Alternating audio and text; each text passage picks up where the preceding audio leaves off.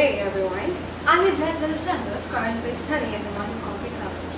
In behalf of my companion, Monica Bundar, let me show you how to use who and who. Mistakes in using them may be avoided if the following is remembered. Now, let's find out how to use who and who. Who is a subjective case pronoun, meaning it functions as a subject of the sentence, while whom is an objective case pronoun, meaning it functions as an object of the sentence. Always remember, if it's the subject of the clause, it must be who. If it's the object of the clause, it must be who stands for the subject. I, we, you, and they. While whom stands for the object. Me, us, him, and them. For example, is me, Israel. Grammatically speaking, is the answer to the question, who is it? Now, who stands for the subject and the subject for me is I. Therefore, the correct answer should be is I. In the same way, the pronouns who and who can be used without confusion.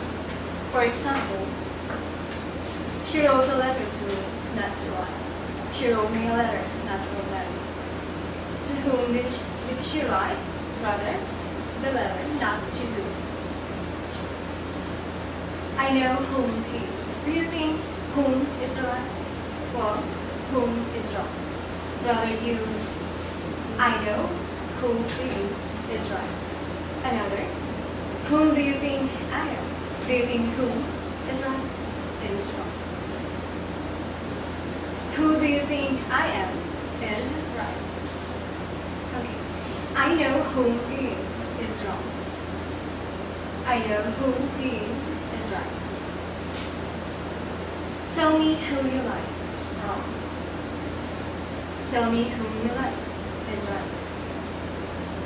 Who did you tell the story? Is wrong. Say, who did you tell the story to? Or better, whom did you tell the story? Now, before I leave, let me give you a certain task to test your understanding. Study this following. Let me please. This is for me.